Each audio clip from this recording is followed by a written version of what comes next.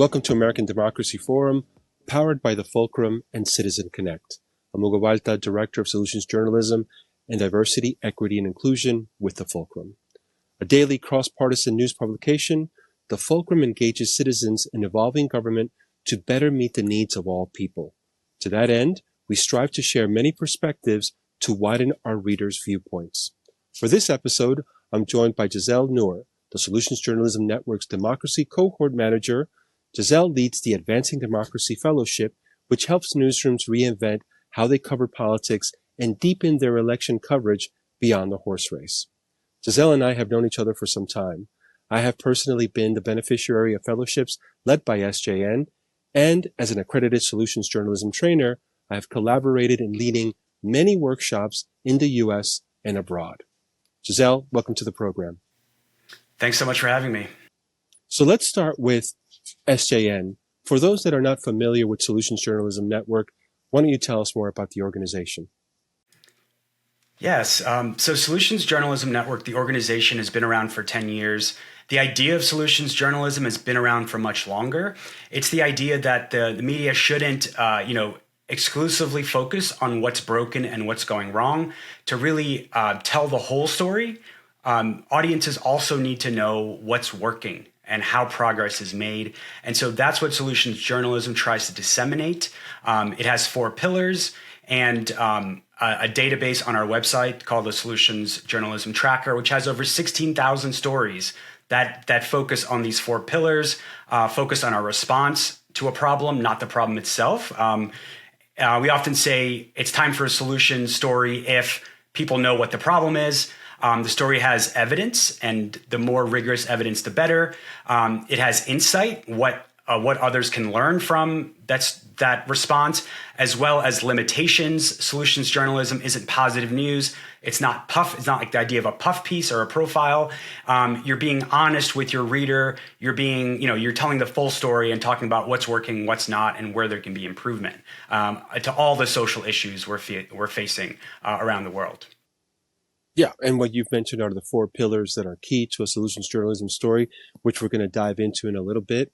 And you've also mentioned that in legacy media, overwhelmingly, what we're seeing is an emphasis on what's wrong, what the problem is. And certainly that's very important, but it falls short in really completing what the responsibility is for a journalist or in a news outlet.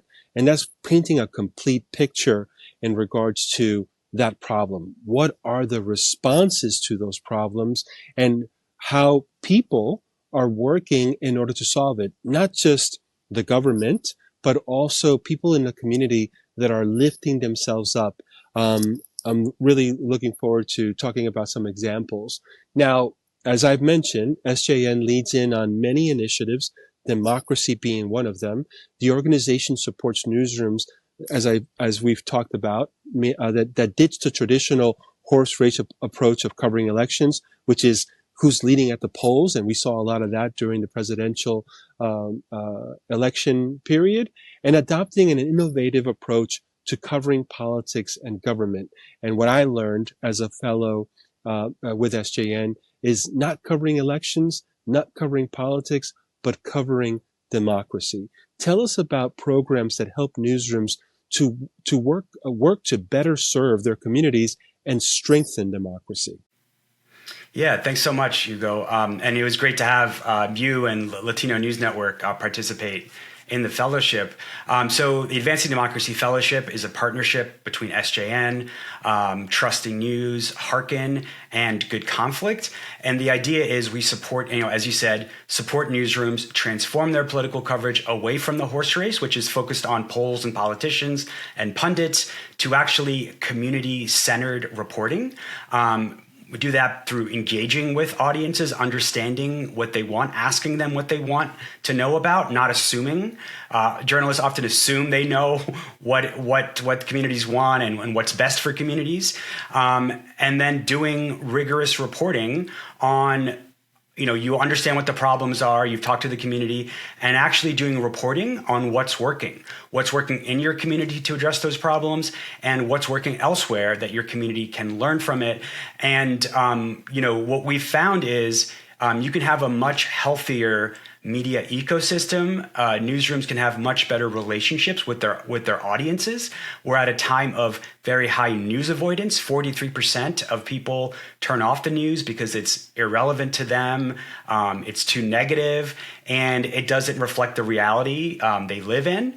And so advancing democracy, which I would say is a pro-democracy framework, really goes beyond just polls and pundits, and actually talks about what's working to address the problems they're facing. And we know in the United States there's a democracy deficit. There's a lot of challenges to a healthy democracy, and we encourage newsrooms to report on what's working to address those problems. What are the initiatives happening in different communities, in their communities, that are actually moving the needle in terms of improving the status quo. Yeah, like you mentioned a couple of things that obviously resonate with me. You mentioned the Latino News Network, and just for full disclosure, I'm the publisher of the Latino News Network, which is a partner of the Fulcrum, where I also collaborate in. One of the things that you mentioned, and it's something that I learned, and it was really game changing for our newsrooms at the Latino News Network, and that is that there is this culture especially in legacy media, although I've seen it also in independent news media, of this top-down approach, right? We're the journalists, we're better educated, more informed. We set the table to the community, to the audience, of what is news.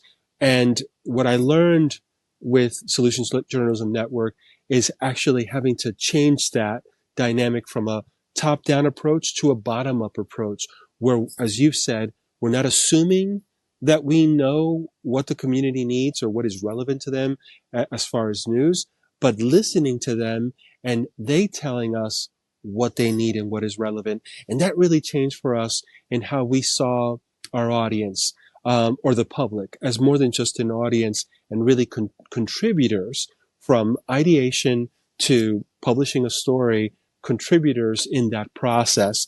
I mentioned the presidential election that we just finished, and it felt like such a long and exhausting period.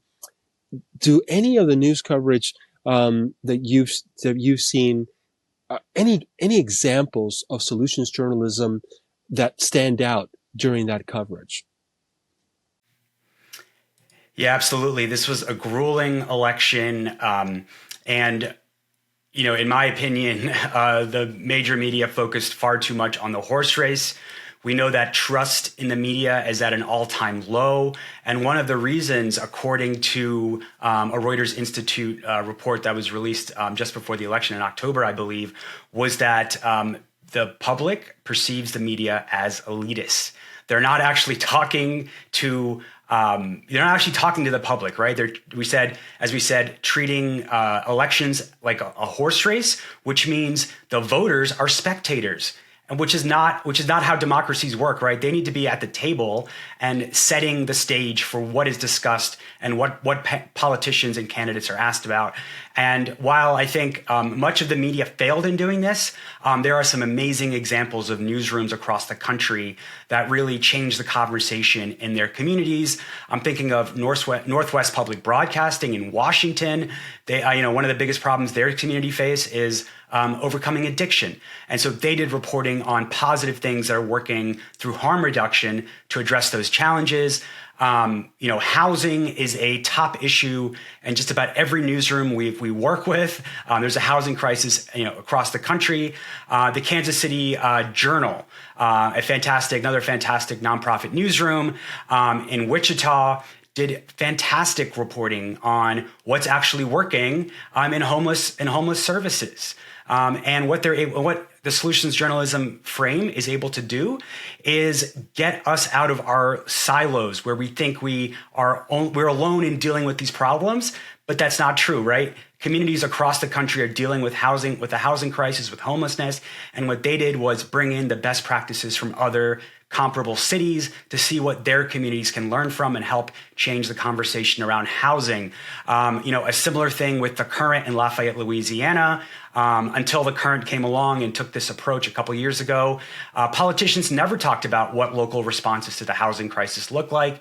The Current did a whole voter guide, and housing was the most urgent topic for young people in Lafayette, and they focused on housing. It became an issue politicians had to address, and they increased their readership among young voters by 50%. I could go on and on here. Canopy Atlanta is another newsroom which talked about how churches are getting involved in the battle for fair wages and against the housing crisis.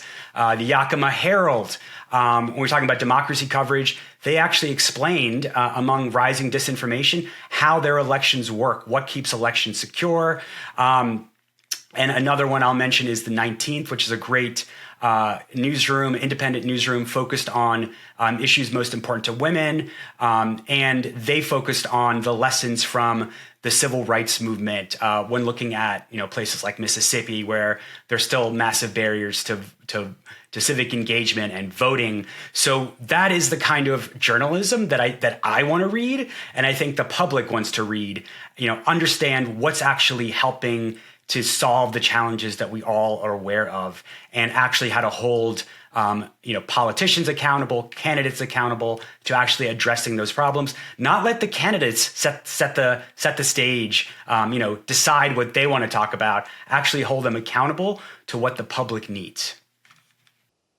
Yeah, wonderful examples. And I'd like to add a Fulcrum-led collaboration with LNN, a series called We the People that focused on the impact of the Latino vote. And we had wonderful coverage across the country that really demonstrated the diversity of an electorate that it's often covered as a monolith in legacy media, and what was driving people to vote. And it varied, right, from state to state and region to region, from, of course, the economy and inflation to immigration, but also, as you've mentioned, housing and education. And so that type of depth reporting that, as you've mentioned many times, is really listening as opposed to assuming, really helped informed our reporting. And while the outcome in regards to this electorate's support of President-elect Trump wasn't a surprise to us in regards to the end result, that type of reporting that we were able to do really helped us, at the very least, have the pulse of the community when it comes to that. Now, previously you mentioned the 4 pillars of solutions journalism. I want to dive in a little bit deeper into that, and I want to invite our audience to also visit Solutions Journalism Network at solutionsjournalism.org, and we're going to include that in our written companion. But the 4 pillars you mentioned: response, insights, evidence, and limitations. And I think to start with, a lot of times people get confused with the word solutions in solutions journalism and thinking this is going to be a story that's positive. This is going to be a story that solves a particular problem, but not necessarily so, because there's a lot to learn from responses that are not working. And you also mentioned the importance of saying, well, if it isn't working here, maybe it's working somewhere else. So talk to us a little bit about those 4 pillars and how each one plays a part in producing a solutions journalism story that may end up with solving a problem or not. Yeah, and you put it really well. The problems we're talking about, the housing crisis, climate change, democracy, the challenges that democracy faces, right? There's no silver bullets to fixing those problems. One story is not going to, change the reality of those issues. But what journalists can do is identify, specific instances, specific regions or cities that are moving the needle, or are, for example, trying something new. And what journalists can do is actually inform their audiences about what the evidence is. And if there isn't evidence in their own communities, there's going to be evidence somewhere else, right? There's thousands of counties and school districts and cities across the country. And if Baltimore is where I'm based is doing something to tackle homelessness, chances are someone else has tried it too. If we're trying something new, chances are someone else has tried something similar. And that means that, our community can learn from the successes and failures, as you mentioned, and learn about what the best practices are, right? Learn what the insights are. What did that community learn that's going to be relevant? 5 years later, after another community started this response, what we can learn. And so solutions is really a misnomer, because that's what the overall goal is, and that really in opposition to just problem focused reporting. But it is it's a process. It's not like a overnight fix. It's not like a story on you see these stories about students raising money for their janitor to buy a car. That problem might have been solved in a short term, but we're talking about structural problems, and to solve structural problems, you need structural solutions. Yeah, and in the beginning you mentioned solutions journalism, inspiring hope. Too often, we as communities feel like the problem that we're facing is unique to us. But when we step back and stand up and look around, there are other communities, whether it's within our country or across the globe, that are facing the same challenges. And there's so many lessons learned, best practices and lessons learned that we can draw from in solving that problem. So to know, that feeling that you're not alone, and that there are other people like yourself working those problems, I think is a unifying force, both as a global, a community, but also in dealing with what's in front of you. Now, you mentioned you're a resident of Baltimore. You've grown up in Baltimore. You're a former host, producer, and reporter. You're an educator. Tell us about your journey and what inspires the work that you lead now. Yeah, thanks so much for asking that. So my journey is that of an immigrant. I was born in India. I was born in New Delhi, actually, and my family moved here to Baltimore for a better opportunity. And one of the things that drew me to journalism was seeing a lack of representation of people like me, telling stories of my community. I come from the Sikh community, which, especially in the 2000s after 9/11, we faced a lot of challenges, and it was really hard to get information about how communities were dealing with the challenges after 9/11, and also or get information about how communities were responding, the resilience, the bridge building that was happening, the solidarity that was happening. And the fact that those stories were, impossible to find for me as a young person living in Baltimore, that really drove me to want to be a journalist and help tell those stories. And then a few years ago, I was exposed to solutions journalism, and again, living in Baltimore and seeing how negatively the city is portrayed in the media. It doesn't reflect the reality of the city I actually live in. As I mentioned, solutions journalism isn't new. I found out I was actually practicing solutions journalism without even knowing it. But I was able to, I think I really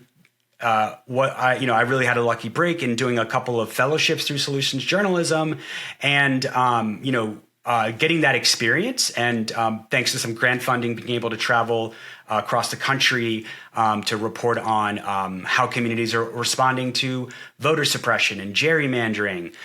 We did a series on how worker cooperatives are responding to the pandemic. And after those couple fellowships and a series of stories, there was a opening available at Solutions Journalism Network, and I sort of jumped at that opportunity to take what I had learned in the previous years, and and help others learn. I think journalists have one of the most important jobs, and one of the most thankless jobs, and being able to share what I have learned with other journalists has been really rewarding for me. And as you mentioned, that educator role, I think, is also one of the most important things that is most needed. And in a time when it's really hard to find hope, and it's hard to find inspiration. I'm lucky enough to see that every day with the journalists that I get to work with, and the stories that the communities they're reporting on, the progress that's being made, the lessons being learned. I feel like this country would be a much different place if everyone had access to that same information, and that's something that I know you're working on at the Fulcrum, and that Solutions Journalism is working on too. Yeah, and speaking of inspiration, my friend, you are inspirational and aspirational. And really, thank you very much for sharing your story. And look, I think you're right. Too often, including in my community, the Latino community, what's prevalent in legacy media are one-dimensional narratives of a very dynamic group. And that's because of a lack of representation in newsrooms that has an adverse effect, of course, on the content that we're listening to, we're watching, we're reading. So we need more leaders like yourself to help us tell more authentic stories. Jaisal, we've covered so much in a short amount of time. Before I let you go, is there anything that we've missed? Anything that you'd like to share? Any parting words for or advice for our journalism community?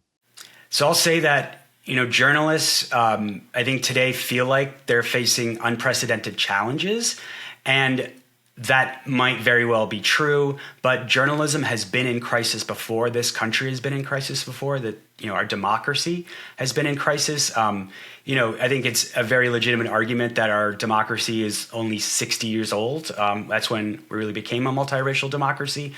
And so I think there's important lessons to learn from the American past, how we overcame those challenges. And I think journalism needs to, have a reckoning again, where they acknowledge that their coverage is driving people away, losing trust. People are avoiding the news, and there are ways to do things differently. There's lots of resources for that, and at Solutions Journalism Network, we will be teaming up again with our partners at Hearken and Trusting News to bring journalists and newsrooms around the country the support they need to really transform the reporting they're doing, to not be reporting, how the public, perceives it as out of touch with their reality, done by elitists, to actually more like in partnership with their community, actually engaging with them, understanding the challenges they're facing, and helping them solve those problems. And I think that is the direction that journalism needs to go forward. Excellent insights, Jaisal, including that our democracy in what we're experiencing right now is just 60 years old, right? When we're talking about multicultural, multiracial, people seem to think or tend to think about 1776, which is very important. And by the way, our Constitution is a living document, continuously evolving, being amended to reflect our current times and, of course, our population. So really good thoughts. Jaisal Noor, Solutions Journalism Network's Democracy Cohort Manager, thank you for your time and for your insights. And thank you all for spending this time with us. Conversations and collaboration nurture a well-informed citizenry. I'm Noor. Until next time.